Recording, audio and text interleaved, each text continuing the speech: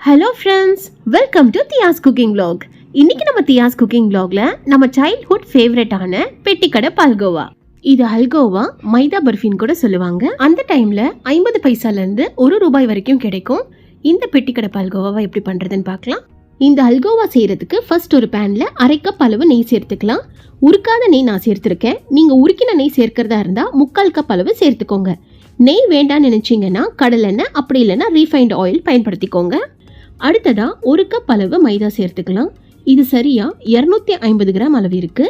மைதா சேர்த்ததுமே தீயை குறைச்சி வச்சுக்கோங்க. நல்லா லோ ஃப்ளேம்ல இருக்கணும். லோ ஃப்ளேம்ல வச்சு தான் இந்த மைதாவை நல்லா கலந்து விடணும். கிட்டத்தட்ட 10 நிமிஷம் போல கலந்து விட்டுக்கிட்டே இருங்க. ஃபர்ஸ்ட் கலந்து விடும்போது கெட்டியாகும். கலந்து விட நல்லா இலகி வரும். இந்த ஸ்டேஜில் ஒரு சிட்டிகை அளவு உப்பு சேர்த்து நல்லா கலந்து விட்டுருங்க.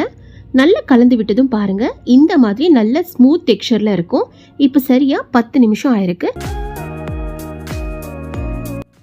இந்த அளவுக்கு வந்ததும் ஸ்டவ் ஆஃப் பண்ணிட்டு இதை ஒரு மிக்சிங் பவுலுக்கு மாத்திக்கலாம். இந்த பெட்டிக்கடை பால்கோவா செய்யறது ரொம்பவே ஈஸி. கிட்டத்தட்ட 15 இருந்து 20 நிமிஷம் போல தான் டைம் எடுக்கும் இது ரெடி பண்றதுக்கு. மிக்சிங் பவுல்ல மாத்தினதும் இப்போ இதை நல்லா ஆறி வெதுவெதுப்பான சூடு வர வரைக்கும் நல்லா கலந்து விடுங்க. கலந்து விட ஆறும்போது நல்லா கெட்டியாகும். இந்த மாதிரி நல்லா கெட்டியாகும். ஆனதும் 1/4 டீஸ்பூன் அளவு ஏலக்காய் தூள் சேர்த்துக்கோங்க. சேர்த்துட்டு நல்லா கலந்து விட்டுருங்க. ஏலக்காயை இந்த மாதிரி தனியாகவும் சேர்க்கலாம். அப்படி இல்லைன்னா சர்க்கரையை பவுடர் பண்ணும்போது கூட 3 ஏலக்காயை சேர்த்து நல்லா ஃபைன் பவுடரை அரைச்சி எடுத்துக்கோங்க. ஏலக்காய் தூள் சேர்த்து நல்லா கலந்து விட்டதும் பொடி பண்ணி வச்சிருக்க சர்க்கரை சேர்த்துக்கலாம். 1 கப் அளவு சர்க்கரை சேர்த்துக்க போகிறேன். இது நல்ல ஃபைன் பவுடரை அரைச்சி வச்சுக்கோங்க. நல்லா ஃபைனாக இருக்கணும். ஒரே டைமில் மொத்தமாக சேர்த்துடாமல் கொஞ்சம் கொஞ்சமாக சேர்த்து நல்லா கலந்து விட்டுக்கிட்டே இருங்க. நல்லா ஒன்று சேர்ந்து நம்ம மாவு பிசைஞ்ச எந்த பதத்துக்கு வருமோ அந்த பதத்துக்கு இது இருக்கணும்.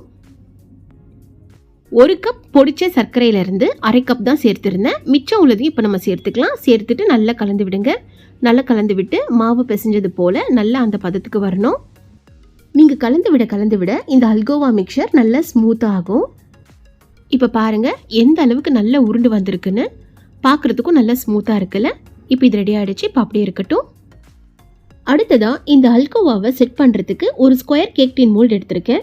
வீடியோக்காக நல்ல ஷேப் கிடைக்கணுங்கிறதுக்காக தான் இந்த மோல்டை பயன்படுத்தியிருக்கேன். நீங்கள் வீட்டில் இருக்கக்கூடிய தட்டை பயன்படுத்தி இதே போல் நெய் இல்லைனா எண்ணெயை தடவி ரெடி பண்ணி வச்சுக்கோங்க. இந்த ஹல்கோவாவை நெய் தடவின இந்த மோல்டுக்கு மாற்றிக்கலாம்.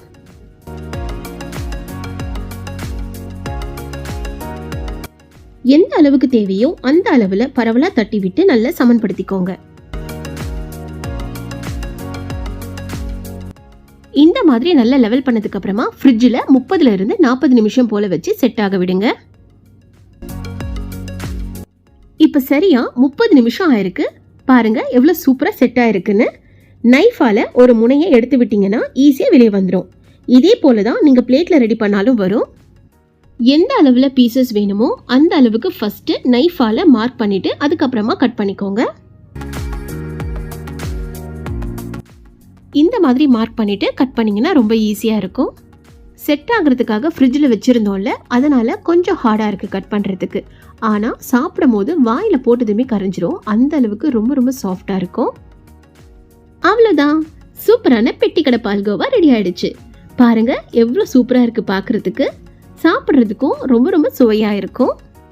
நீங்கள் 80s 90s கிட்ஸாக இருந்தீங்கன்னா கண்டிப்பாக இதனுடைய டேஸ்ட்டு உங்களுக்கு தெரியும். ஒருவேளை நீங்களும் அந்த பீரியடில் டேஸ்ட் பண்ணதில்லைன்னா இப்போ டேஸ்ட் பண்ணி பாருங்கள். உங்கள் குழந்தைங்களுக்கும் செய்து டேஸ்ட் பண்ண கொடுங்க. வாயில் போட்டதுமே கரையக்கூடிய இந்த பெட்டிக்கடை பால்கோவாவை நீங்களும் கண்டிப்பாக வீட்டில் ட்ரை பண்ணி பாருங்கள். இந்த வீடியோ உங்களுக்கு பிடிச்சிருந்தா லைக் பண்ணி ஷேர் பண்ணுங்கள். மறக்காமல் நம்ம தியாஸ் குக்கிங் vlogக்கு சப்ஸ்கிரைப் பண்ணி சப்போர்ட் பண்ணுங்கள். இன்னொரு வீடியோவில் இன்னொரு புது ரெசிபியோட உங்களை எல்லாரும் மீட் பண்ணுறது வரைக்கும் பாய்.